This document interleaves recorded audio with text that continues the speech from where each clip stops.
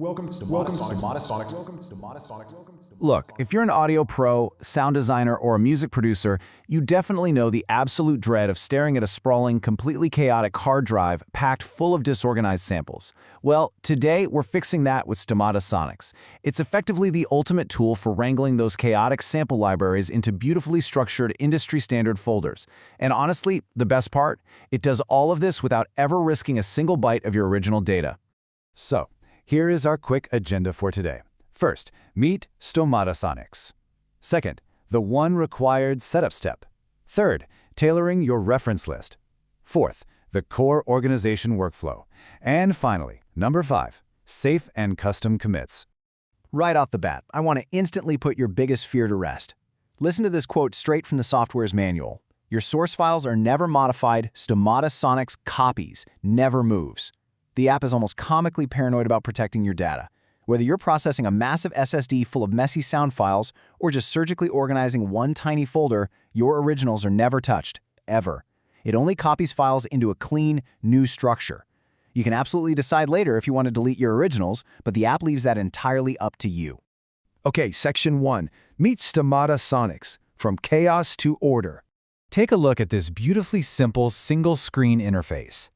This is where your entire organization journey kicks off. You don't have to go digging through endless tabs or hidden menus.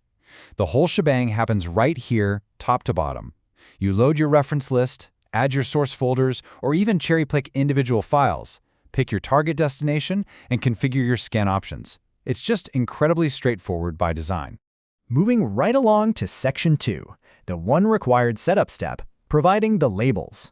So because the app starts as a blank slate, you have to provide a reference list. This is a spreadsheet built on the Universal Category System, or UCS. Now, UCS is the industry standard naming and organizing scheme that sound designers use so our libraries stop being unpredictable, unique snowflakes, right? This spreadsheet is basically the absolute dictionary for your entire classification session. It dictates categories, subcategories, and the exact synonyms the app is going to look for in your file names. There is this brilliant analogy in the manual that I just have to share. Stomata Sonics ships with no classification vocabulary at all. Out of the box, it is essentially a beautifully organized filing cabinet with no labels in it, waiting for you to hand it a reference list. It literally cannot categorize your audio until you supply its vocabulary. You can go ahead and download the massive official UCS list, but as we're about to see, you have another incredibly powerful option. Which brings us to Section 3. Tailoring your reference list, the secret superpower. This perfectly illustrates the true superpower of customization here. Think about the official UCS list for a second. It's absolutely enormous, covering over 700 categories like footsteps, Foley, and explosions.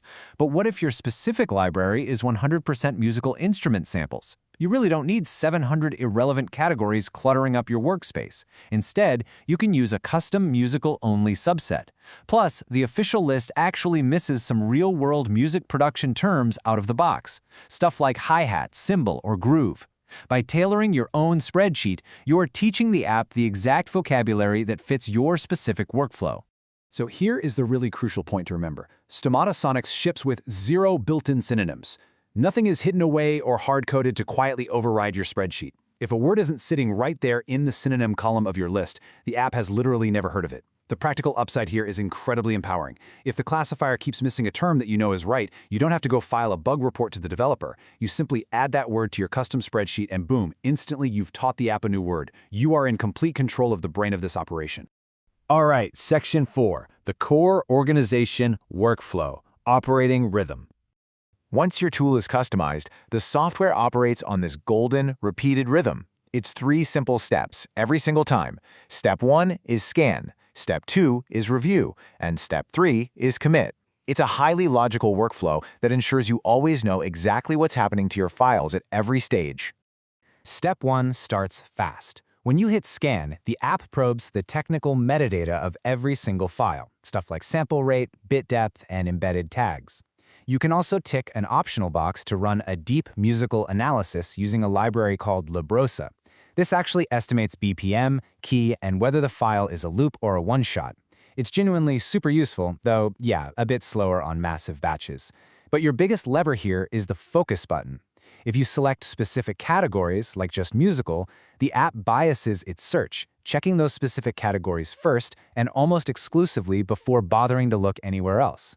Let's actually peek under the hood at the algorithm's brain during a scan. This shows the exact cascade of stages it walks through to confidently classify a file, and it stops the second it finds a solid candidate. Notice how it prioritizes those focus categories you selected? It checks the file name and embedded tags first, because a file's name is the strongest signal we have. If that fails, it expands to the folders the file was found in. Only then does it move to non-focus categories, and finally, it falls back to a broad guess across the whole list. Literally nothing is left unclassified unless even the guess stage finds absolutely zero to go on. Once that scan finishes up, we move to step 2, review. This is where you get granular control. Every scanned file gets a row showing its proposed category ID, its confidence level, and the generated new name. These rows are all color-coded. Files the app couldn't confidently classify stay red until you manually approve them. Everything else shades toward a nice green as the algorithm's confidence rises. And here's the best part. If the app makes a mistake, you don't have to rescan. You can just edit the proposed category ID right there directly in the table, and it validates your edit live against your loaded catalog.